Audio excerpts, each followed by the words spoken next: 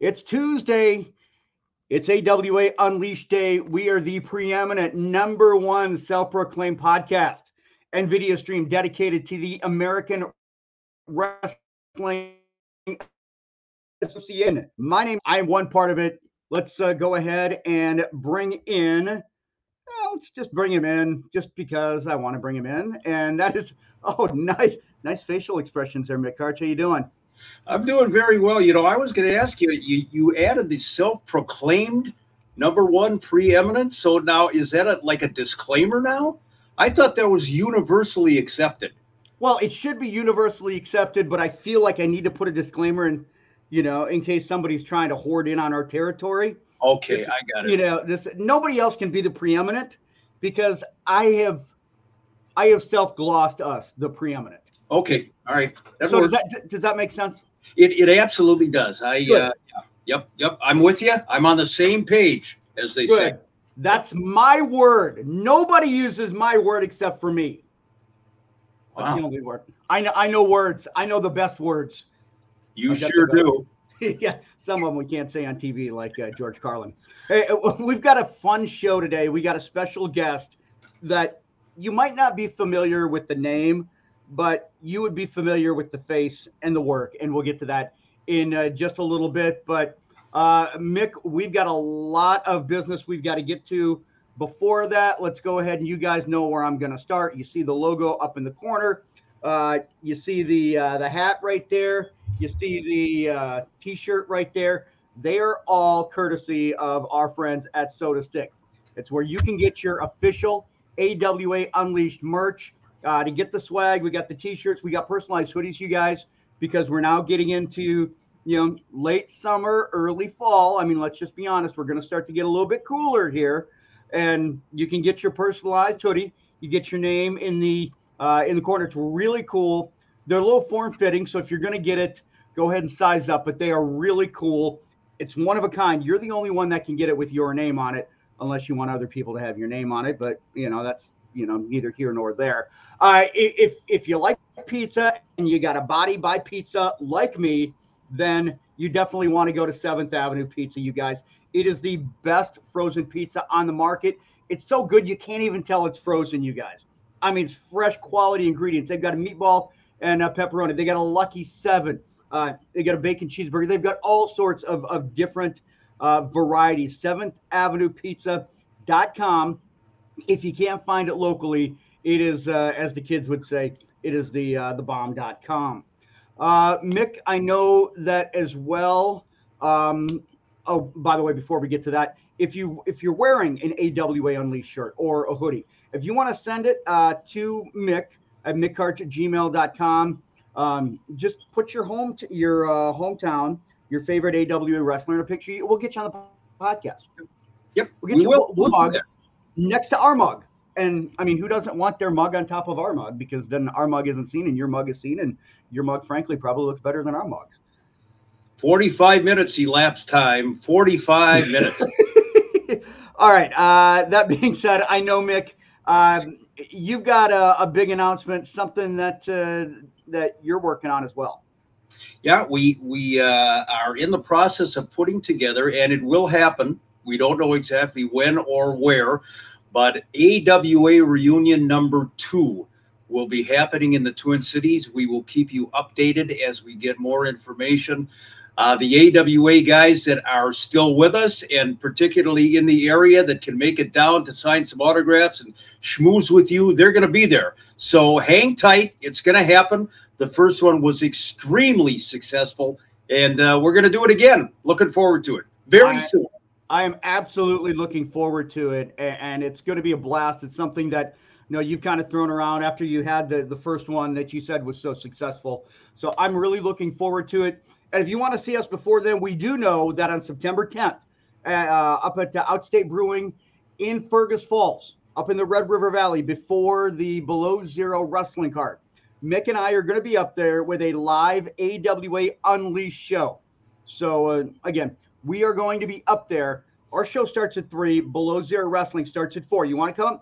Say hi, chit chat. Let's have some fun. But we do know that we are going to be at Outstate Brewing in Fergus Falls on September 10th. So that much we know.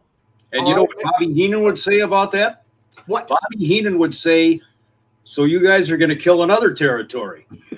Well, absolutely. Burn it down. There we go. Burn it down.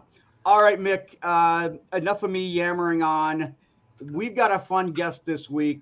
And again, might not know the name, but you know the work. And I'm sure for a lot of people, you're going to recognize this individual. Absolutely. And she is a great friend of mine. I have known this lady for going on 5 decades, which is amazing because she's only 37 years old. So I don't know how you do the math. But nonetheless, she is an award-winning photographer of professional wrestling, a great ambassador for the sport.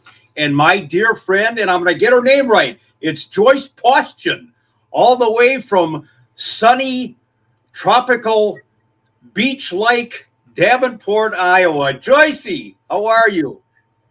Hey, Mick and Chris. It's great to be here.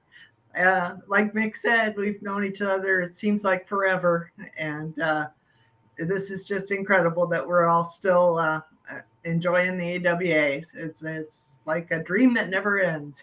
Just amazing. Just amazing. And Chris, I know that just recently in Waterloo, you had the opportunity to meet Joyce for the very first time. Whoop, microphone. There we go. I was switching the layout and I muted my mic. No, the cool thing about this was that when I went there and you were like, hey, I'm going to, introduce you to some of my friends, including my friend Joyce. I met her. She was so approachable, just so friendly. And then you start to see, I'm like, she's pretty much everywhere. Like anywhere that something big was happening, she was there. And I mean, she was in the middle of it. And for as busy as she was, like she was always approachable and she was always just very friendly. And I got to tell you, she's one of the main reasons we came in number 2 at the trivia question. You're absolutely right. Yes. Let's not forget about that. No. We had several people that tried to undermine our efforts in the trivia contest. Certainly Woody Perkins, with all his wrestling knowledge, kept interjecting the wrong. Yeah, you couldn't get him to be quiet. I'm like, Woody, pipe down now. Pipe down. But Joyce is great and a great history in the business. So Chris, why don't you kick it off? Yeah, and for those that later on, we're going to have some treats for you that are watching on YouTube, because we're going to have some of you're going to see what we're talking about. I don't want to quite give it away, but you guys are going to be blown away by what you're going to see later on. First of all, Joyce, like all of us, I mean, we were hooked on wrestling in some way, shape, or form. I mean, when it came to you were a fan first. So how did you get interested and hooked on wrestling? Well, it's kind of interesting that I got interested and stayed, but I was about 10 years old and I saw it by accident on TV. No one in my family ever watched wrestling or knew anything about it. And I saw it one Saturday night and I loved it immediately. I loved the good versus evil. I loved the people in the interviews screaming, and Mad Dog Vachon in particular, I thought was really cool. And that was the kind of weird kid I was. And I started watching it regularly, and my parents never let me forget that this is just a passing fad. She'll grow out of it. She'll grow out of it. And they never did. And so God bless their souls. I think they finally have accepted I'm not going to quit watching. And that's so true for all of us, Joyce. The parents and the grandparents said this is going to be a passing fad. You'll get over it. And, they told me you won't make any money in the business ever. In that sense, I can't argue with them. But did they ever tell you you'd cost people money? That conversation never came up. But at any rate, Joyce, I mentioned that you are, of course, in Davenport, and back in the AWA in the territory days, Davenport was one of the stops. The Quad Cities area regular stops for the AWA. Talk a little bit about that, the towns that were involved, the venues, and so forth. Yes, that's right. Back in the early days of the AWA, there were really it really was focused mainly in the central Midwest. They weren't on the East Coast or West Coast so much, and most of the circuit was through driving, and so they would try to go mostly Illinois, Iowa, Wisconsin, and Minnesota, and we were right in the heart of that in the Quad Cities, being Moline, Davenport, Bettendorf, and East Moline, so it's sometimes it's the Quad Cities, sometimes it's the Quint Cities. We don't know. Anyway, Moline's Wharton Fieldhouse goes way back. Since that was across the river, my parents would never take me there because even though it was only like 10 miles away from our house, we couldn't go there because it was across the river and you'd have to cross the bridge, to get there. But in the summertime, it would come to the outdoor stadium in Davenport, and that was only a few miles from our house, just downtown, and we would go there for ball games. So my parents couldn't say, well, we can't go there, but so my mom took me for one of my birthdays, and she hated it. I loved it. And from that point on, I got my sister to take me until I was old enough to be on my own. But still, they would only, until I was allowed to drive, they would just drop me off and pick me up. So, well, I appreciate the resolve to, like, hey, this is what I want to do. I'm going to do it. I'm going to be a fan. It doesn't matter what everybody else thinks. Oh, I counted down the days till the next card, and in those days they ran the towns almost every 3 weeks. I know, like Minneapolis, they would run almost every week, but Davenport, they would run every 3 weeks. And the interesting thing about Davenport was that Don Markson, our promoter, was Vern Gagne's brother-in-law. So. Yeah. So he had a connection there, and I got to know many of the Marksons quite well. They lived in town here, and their daughters would sell the programs at the show, and his wife would sell the tickets, and it was just great. Great stuff. Great stuff. And somewhere along the line in those early years before you started doing this professionally, you unfortunately got yourself involved in something called the Bockwinkel Brigade. Now, I've heard of it. I don't know all about it. It's kind of notorious, but explain how you happened to trip into that manhole. Well, this is a family show, you guys. It's a family show. Well, back in the day, they had a lot of newsstands, where you could buy your wrestling magazines, maybe 5 or 6 that would be out there each month, at least down here anyway. And I was always looking for covers that had to do with, it would be the one I first purchased was Crusher and Red Bastien, I think Wrestling Monthly of February of '72, I believe. And in that magazine, they'd have a fan club review, and it would be talking about here's the best fan clubs. If you like this particular honoree, you can get bulletins, and you can get a membership card and a photo, and this is a really good fan club. And the Bockwinkel Brigade, even though I wasn't really sure if I liked Nick as a wrestler at that time, the mixed club got rave reviews, and so it's by far the best club out there. And so I thought, well, what the heck, I'm gonna give that a try. I wanted to join a fan club, so yeah. And you just barely beat out the fan club for Dr. X, which later disbanded anyway. So see, there you go. There you go. So I mean, was that your first interaction with Mick then? Was that your first interaction with Mick? Yes, was the 14 years old. 14 years old, and I sent him my check for my membership dues, and I actually got my membership card in the mail, and got my first bulletin, and wow, it blew me away. Yeah. Well, you were putting money in Mick's pocket years ago and didn't even know it. How about that? I think the first dues were $6 a year. Were they really? I think so. No kidding. So I'm thinking back. So in grand total, I made $18 in. That's pretty good. And thanks to Nick and Darlene, they tipped it a little bit, and so they gave you the other 12. They did. Joyce, looking back on that era, not only with Nick, but arguably that was the best era in the AWA. Nostalgically, you can go back to the 60s, but I'm telling you, that roster in the 1970s, beyond belief. Talk about that a little bit.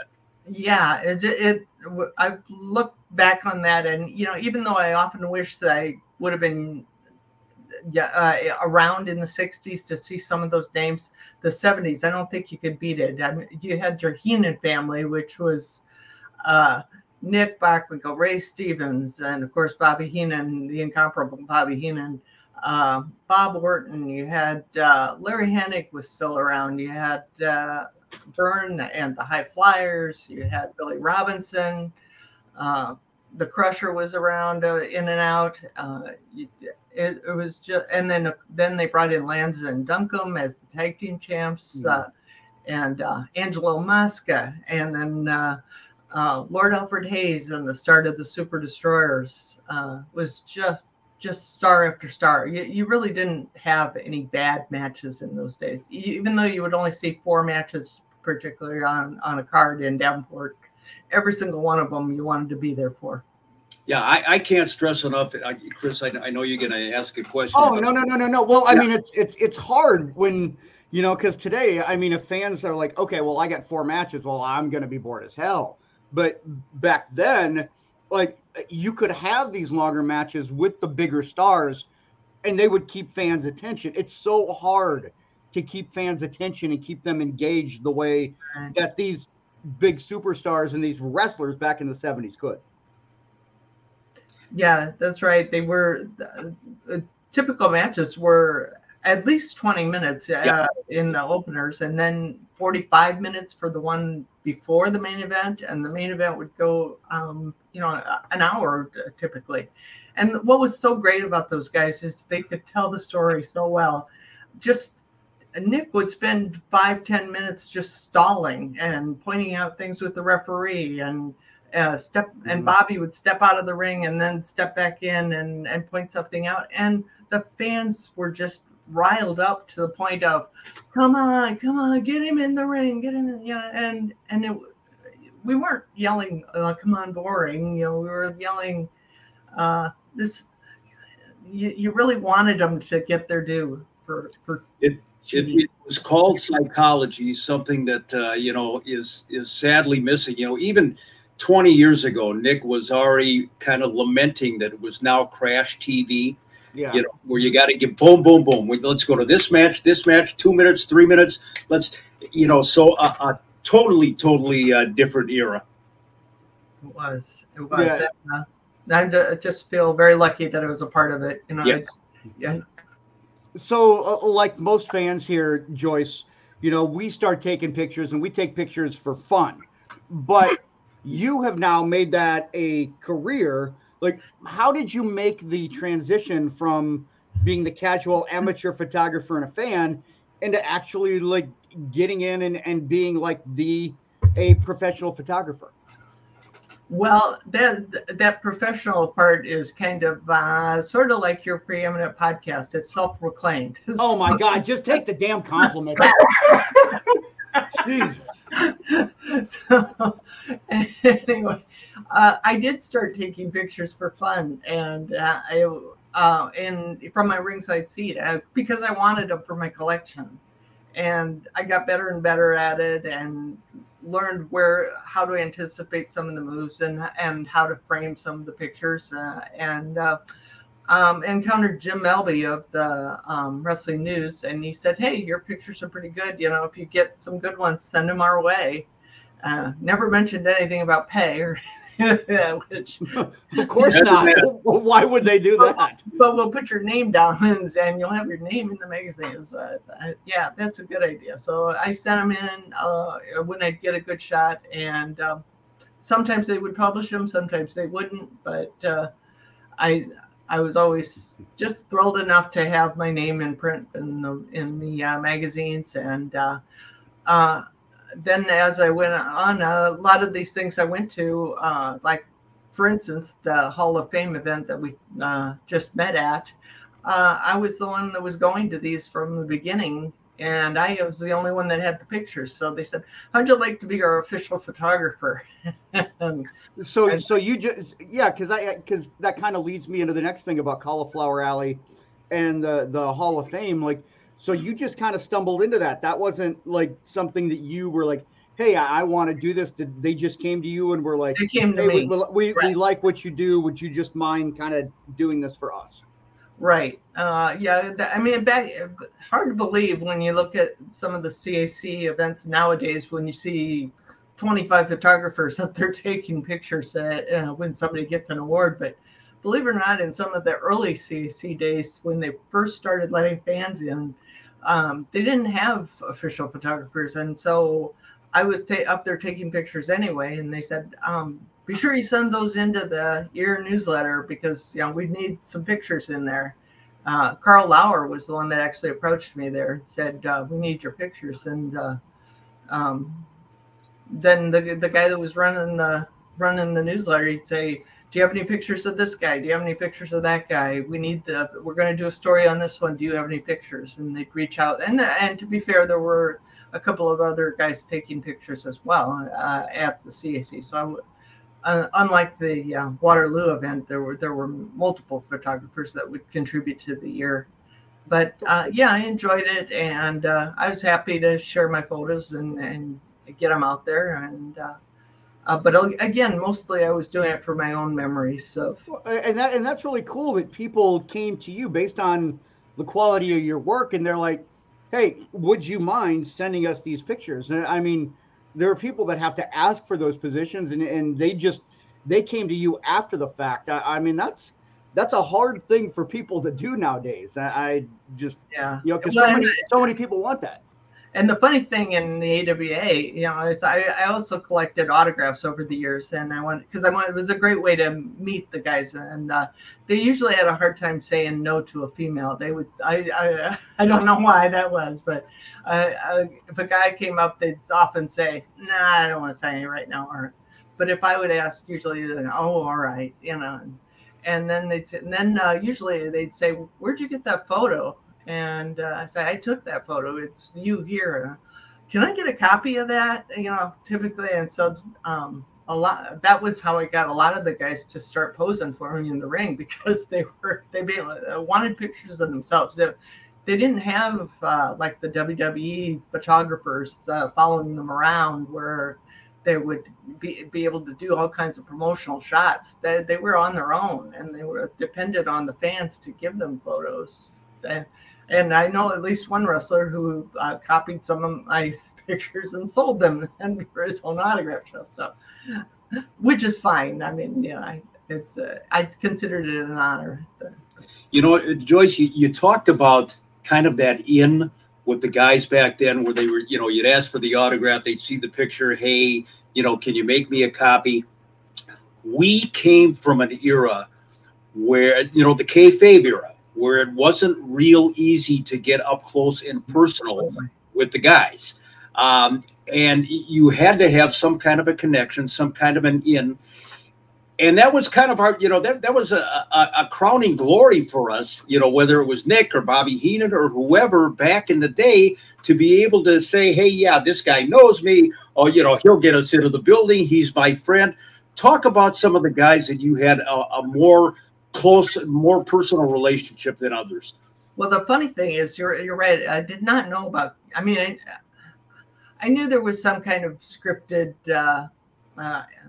level to wrestling, but I didn't really know about just how scripted it was, or how I didn't know about kayfabe. So, but Nick, I thought with joining the fan club and mentioning your name, I thought that would really get me in, but I didn't realize Nick had this persona of, "I don't talk to fans, and I'm cool, and I'm arrogant, and if you could approach me in the arena, I'm not going to be nice to you at all." And that included me. He was he was very rude to me sometimes. Unlike other times when he was only slightly rude. I didn't know there was a Bockwinkel rude scale. Yeah, Oh yeah. Yeah, there it is. But he was so genuine at the convention, and people have said that nowadays, you know, where they see him at CAC, and he was so approachable and so easy to talk to and willing to talk. It wasn't that way for you and me, Nick. It was, yeah. I think you mentioned that you were scared to death the first time you approached him. Absolutely, yeah. Yeah, but that was the way I approached some of the other guys. Angelo Mosca, for instance, I showed him a picture, and he said, "Oh, wow, that's a great picture. How can I get a copy of that?" And you know, I found out he was a nice guy. But some of the I had a buddy of mine back then who would once in a while drive some guys to the airport, and so I got to know some of them that way. Because then by that time in the mid 70s, they had a plane that they would fly to the different towns in. So we was lucky enough to get to know Lord Alfred Hayes, and at the time Super Destroyer Mark II, well, and also Mark I, Don Jardine, and Mark II, who I've known almost as long as Mick now. I still know him as Sergeant Slaughter, but we still laugh about that because Alfred would try to kayfabe and call him, not call him Bob, you know, so he would call him Matthew. Matthew, because that was his kayfabe name was Matt Burns, you know, and I see you shaking your head there, Mick, like, oh my God, no. Darned if he didn't tell me later that he said, you know, Alfred called me Matthew my entire life. He said they would just get so used to calling each other that he'd call him up and he'd say, you know, Matthew, hello, Matthew. You know, unless you know, fans that are listening to it now in this day and age, you just cannot imagine the shit that we went through just to try to hang with these guys and you know, put up with the kayfabe. But I said before, that's what earns you the respect and the trust, is when you don't step over the line, when you just kind of maybe silently, you know, shake your head and say to yourself, yeah, okay, well, whatever. But as long as you kept your mouth shut and as long as you went along with what they were doing, they finally accepted you. Yep, that's exactly right. I mean, we knew long before that you know, it was Don Jardine and Bob Remus, and but my buddy and I just knew you don't say that to them because they'll clam up, or they'll, you know, all of a sudden you won't be trusted to stay with them. But and you know, the great thing was seeing them without the mask. You know, you just and then. The funny thing was, I always got a kick out of driving them in the car and seeing them put the mask on about, you know, a mile and a half before you get to the arena. So that, like, this guy rides around wearing a mask all the time. Was there ever a time, Joyce, where you felt like you wanted to maybe, I don't want to say cross the line, but maybe you wanted to ask a question that you thought might have been a little you know, a little risky, but you kind of had to hold back? Oh, all the time. Yeah. Times that we would stop for food or something, they'd ask to stop and get at a McDonald's or something, and always at a liquor store or bar afterwards to take on the plane with them. You know, for You're kidding. hour-long plane ride home. You know, but anyway. Half the time I would always want to just say to people around, do you have any idea who these guys are? You know, but you know, you couldn't, because and you'd go out to the car and all these people would be standing around the car waiting and yelling at them, but you'd stop on the other side of town and nobody knew who they were. And it was just amazing. Incredible. But I wanted to, oh yeah, a lot of time, and there were questions I wanted to ask, you know, like, what, I didn't even know that some of them were going to leave town. Don Jardine, that caught me totally by surprise, and maybe he didn't even know it at that time. But I was so surprised when he left town, and I so wanted to ask Alfred what happened. You know, what happened with Don, or James as he called him at the time. What a far different era. You know, now 3 weeks before a guy leaves a territory, we're reading it on the internet. You know, no surprises at all anymore. I want to ask you, this is kind of an interesting question. The guys that you hung around with, I know there was one guy in particular that actually, when he retired from professional wrestling, he went into another line of work. And I believe this was the insurance business. And somehow or other, he attempted to recruit you to open up a branch office in Davenport, Iowa. Can you explain that a little bit, please? Yeah, I believe that would be the no longer rude Nick Backley. Yeah, by this time Nick trusted me, and we were sort of, I thought, good friends as he. Well, Nick one time explained to me like that he considered, you know, family and friends in his inner circle, and then he had the people in the business that were the in the business of the AWA, the next circle, and that close fans like me were in his third circle. So you know, I guess that's as high as I was going to ever get. But anyway, yeah, he as he retired, I thought, oh, this is sad because I'm not going to see Nick anymore. And he still lived in Minneapolis at the time. And I had an aunt that lived in Minneapolis. And so I would be up there sometimes. I would go to a local card. And I had Nick's phone number. And so he had told me, call sometime if you're in the area, and we'll have breakfast or lunch. And what a nice gesture. Yeah.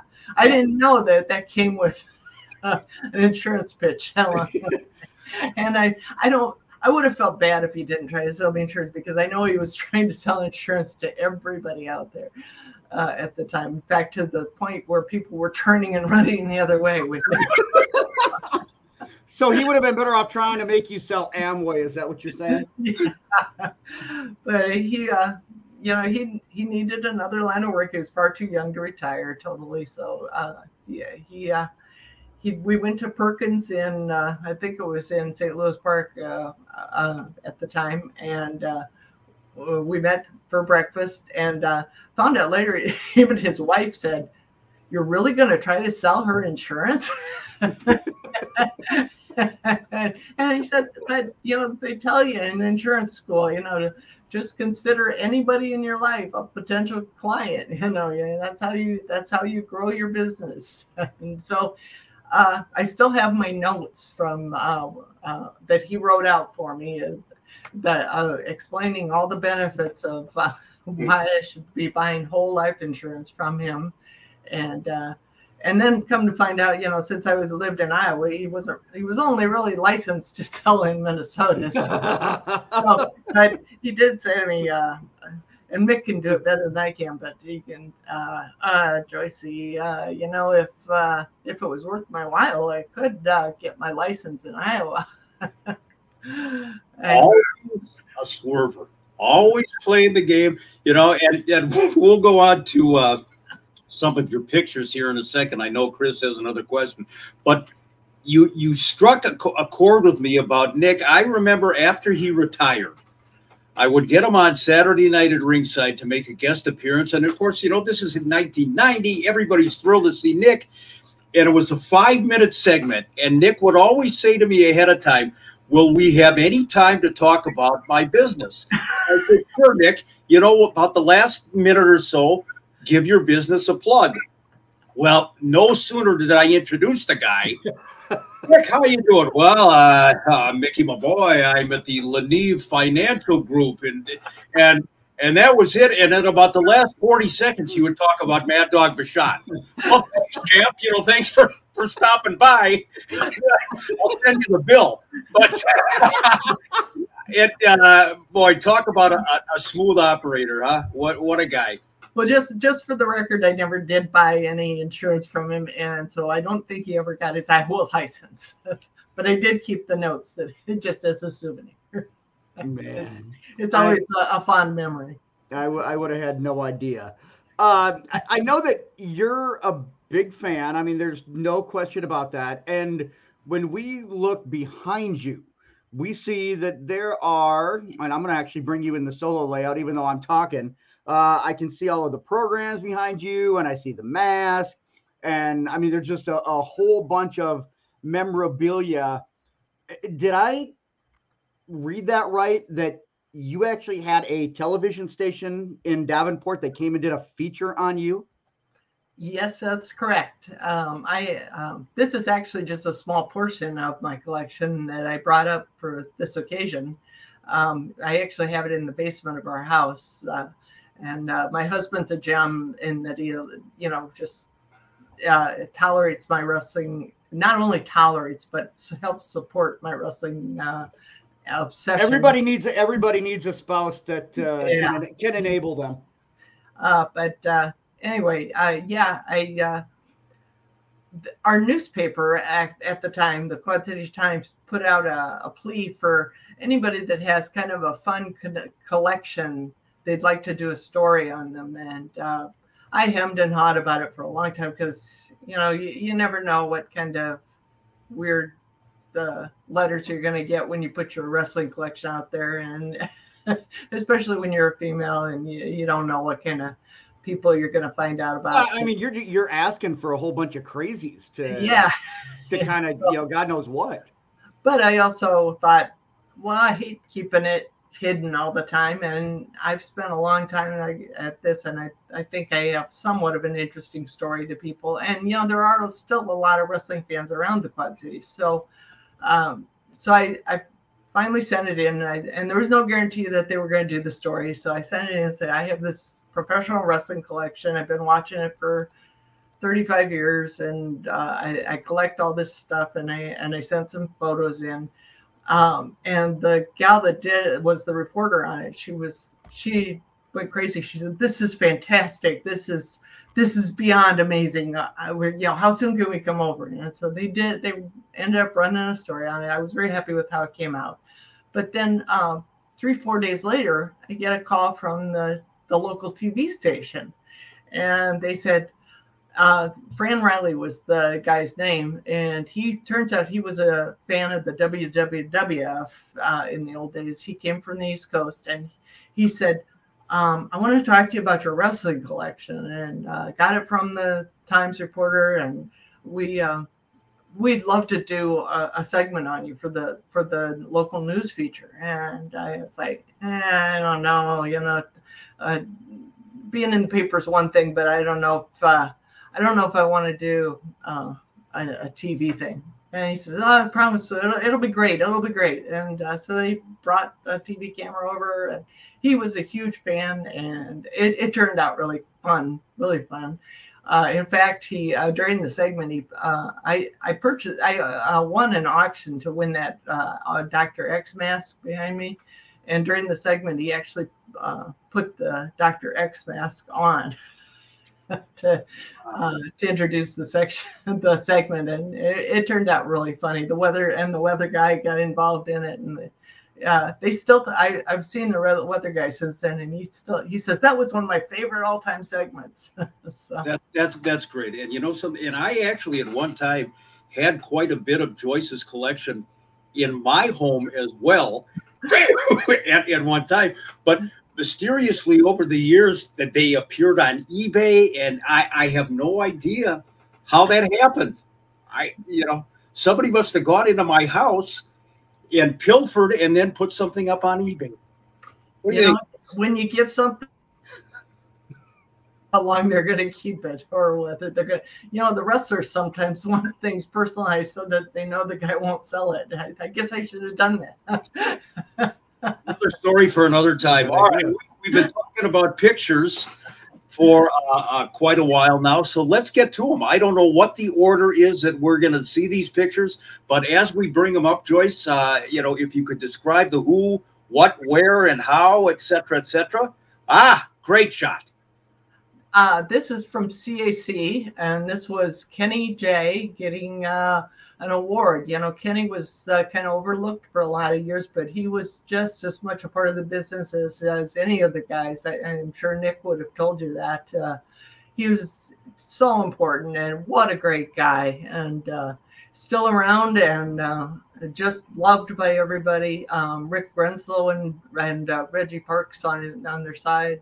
They're congratulating him. I think those are three of the guys that you would never find anybody that'd say a bad word about. They're just terrific, and everybody was so happy for Kenny. I couldn't help capturing that moment. What a great picture. What a great picture indeed. And Rick and Reggie, of course, no longer with us. That's a great memory. All right, moving on. Next photo. Let's see. Look at that. Look at that. There's a very astute, learned man. No question about it. Well, you know, the intelligent, sensational destroyer. But, you know, this is one of those situations where you're at a dinner, and I was lucky enough to be asked to be at his table. And I was, you know, not going to take any pictures because it was just a casual friendship dinner there. But when he put those glasses on over the mask, I just could not help myself. And it wasn't like for a gag photo. It was, I mean, one of the wonderful things about Dick Beyer is he kept kayfabe alive by wearing the mask wherever he went. And when you look at him there, you look like he could still be the wrestler. And that's what I loved about it. It instantly takes you back to the time. I love that picture. Like that is one of the favorite pictures that I've seen. I love that one. So he put on his glasses to read the program, and it wasn't a gag. He was serious. I need my glasses to be able to see the program, but I'm not going to take my mask off. Amazing. Amazing. All right, continuing on. Let's see another great shot. Yeah, and I don't know if you can see it in the picture, but this is reuniting Baron with a former tag partner from the Mid-Atlantic, who also wrestled in the AWA, Jimmy Valiant. But if you can see on Baron's name tag, it says not Ben Affleck.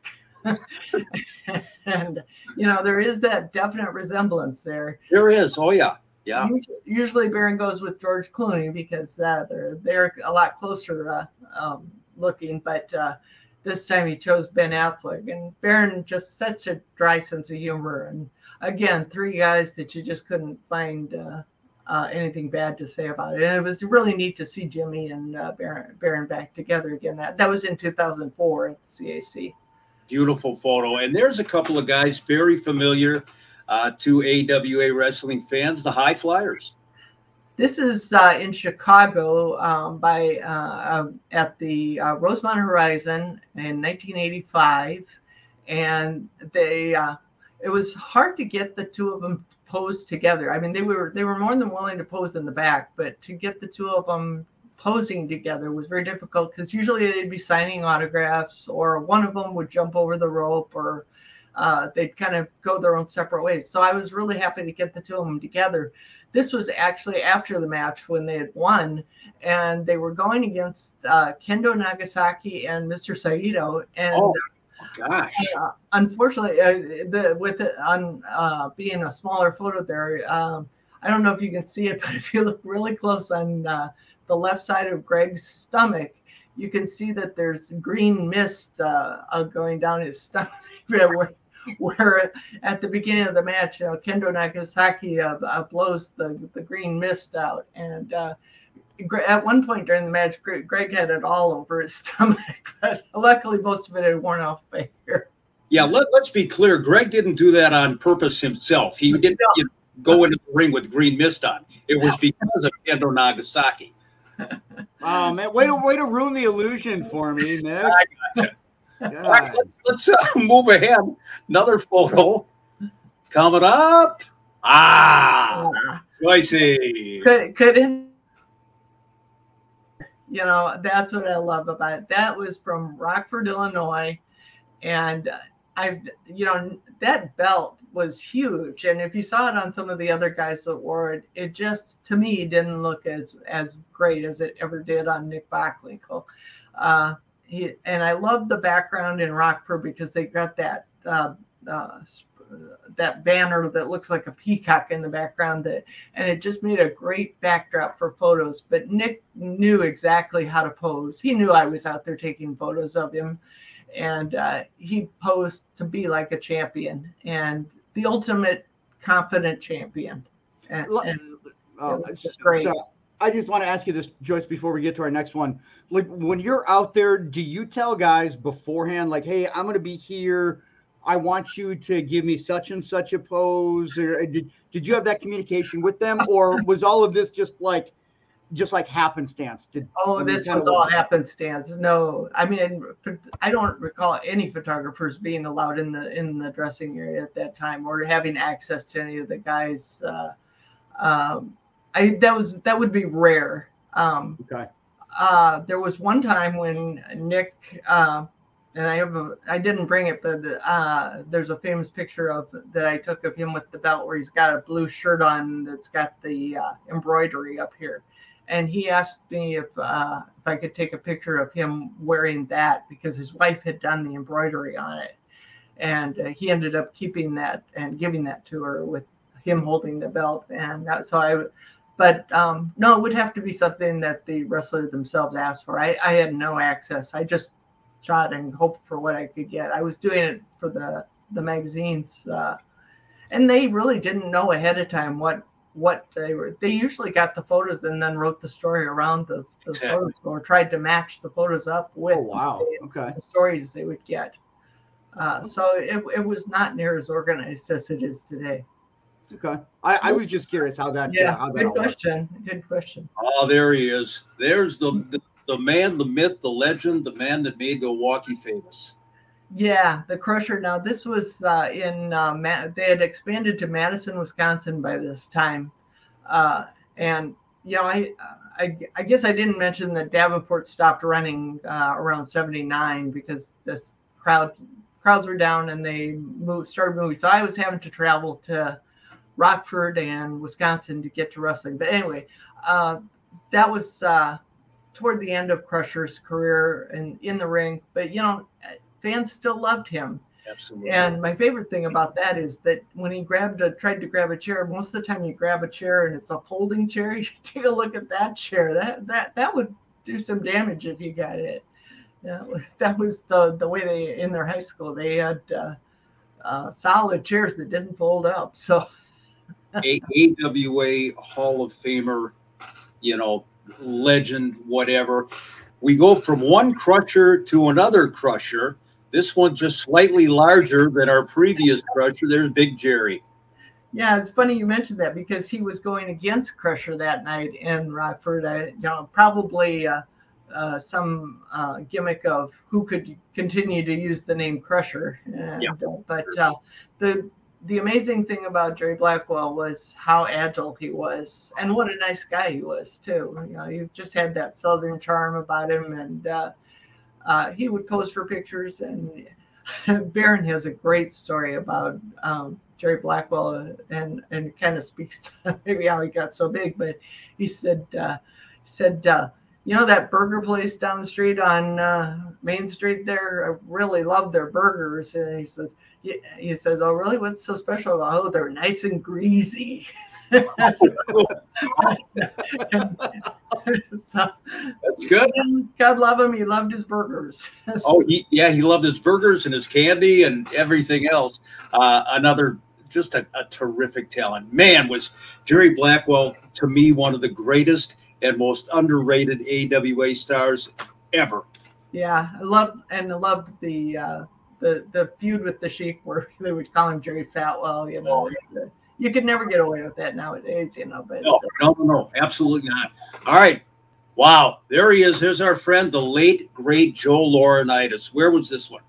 This is also in Rockford, and it was shortly after that was the first time I saw the new AWA tag belts. And so I was looking to get a picture of it, and I love here how the eye makeup had really advanced. Yeah. Road Warrior pictures, they would just have like war paint on their face almost. And by this time, he was really painting it good. I mean, it wouldn't last long. So that obviously this is at the beginning of the match, but I was trying hard to get a picture of the two of them in a tag match, but they don't stand together. Part of what Chris was saying, if you could have gotten a hold of them and said, okay, while you have the belts on, stand together, but no, they were just getting ready for the match. And look at that Hawk. My God, talk about put together. Yeah, look at those muscles. I mean, he's pushing down on the ropes and just showing those guns there. What I would love about Hawk is sometimes he'd wear that dog collar around his neck, and he would just pop it off by tensing his muscles, and expect the ring guy to catch it. Well, that's really no big deal because I can do that, but that was with a double chin. I could pop the dog collar. It had nothing to do with any muscle or anything else. Yeah, I believe they call that from the XL to a double XL move. Something like that. Don't worry about it. Let's move on to the next one. I'm just trying to contribute. Let's move ahead. We got another shot coming up, I believe. These are great, Joyce. I mean, these memories are so lots of good memories. There they go. Yeah. This was the start of the Sheiks. You had Sheik Adnan, and he would wrestle a lot of the guys, and then he had to bring in some additional Sheiks. And Ken Patera, former Olympian, now a Sheik, that brought a lot of heat. And then eventually, Jerry Blackwell was also a Sheik for a while. But this was kind of in the spring of '83 in Rockford, getting ready to face. I'm trying to remember who they were facing here. Rheingans. It was Patera against Rheingans. So that would be, the Olympian that turned bad versus the still good guy Olympian. And then Sheik was at ringside and doing all his dirty tricks. So the crowd loved that. And then, of course, in the dying days of the AWA, you had Rheingans teaming up with Ken Patera. That's the Olympians, yeah. So, all was forgotten, all was forgiven. These are outstanding memories. Now, that guy there, once again, Brad Pitt. I never knew that Brad Pitt actually got in the ring and wrestled. But we see it right here. This one means a lot to me just because they were two former bad guy wrestlers. I remember Jack Lanza as being the heel with Bobby Heenan, and then so to see Baron, who was also one of the ultimate heels back in the day, he had turned fan favorite by this time, and this was actually a tag match with Heenan and Lanza, and he put the claw on Lanza. And the great thing about this is you either come away with black shoe polish on your hand, or Jack Lanza's hair would be sticking straight up. But it was right on my side of the ring, so I just snapped it, and it turned out really great. Great stuff. Great stuff. All right, Chris, we got another one coming up here, buddy. I know we're down to just a couple of minutes. These are such great memories. Oh no! Oh my God! No. I couldn't pixelate that one enough. Hold on, let's just shut the right there. Okay. Take a look at that. You obviously saved the worst for last. What, Joyce, was this 1974? 77. 77. Wow. Yeah. And you know something? I think you're smiling because you realize I just pickpocketed your purse and you caught me red-handed. I either am thinking this guy is really full of it, or it's wow, this guy is so cool. I gotta get on the inner circle of this guy. No, it's got to be the first. I'm still working on that. Yeah, got to be the first one because clearly he did you absolutely no good for the next 47. Still waiting for him to return some of those phone calls. Yeah. Don't worry about it. That's a great shot. That, of course, I believe was at one of the Bachwiegel conventions. It was. See, I mean, I can't begin to tell you not only how great this trip down memory lane has been. Your pictures are phenomenal, but just the memories, reliving them, it takes you right back to the great days of the AWA. And as far as you and I are concerned, I tell you what, ladies and gentlemen, I've been around this business a long, long time. There is nobody that is kinder, nobody that is more sincere than Joyce Poston, who has a wonderful, well-deserved reputation among the boys and the fans. And what a kick to have you on the show. Well, thanks a lot, Mick. I appreciate that. And I'll be sending that check to you later. About time. And if I can have just 10 seconds to give a plug, I am working on a book of some of my photos of the AWA memories. So I don't know when it'll be out, but I'm hoping late this winter. So that is fantastic. That's awesome. That's awesome. Well, I mean, I appreciate this, Joyce, and I'll echo what Mick said. I have known you for a very, very brief period of time, but you were nothing but cordial to me when I first met you. So thank you for being approachable, and thank you for joining us. Well, and I was very impressed by your wrestling knowledge, Chris. I thought maybe you were just a techie guy, you know, but you answered a lot of those trivia questions. And I was like, wow, this guy knows wrestling. It's just stop. I mean, come on. Yeah, let's be honest. We wouldn't have won without me. Okay. But hey, Joyce, sit tight. We'll hang with you in a little bit. Thanks again, guys. All right, there she is. And it was great here, Mick. We got about 3 minutes.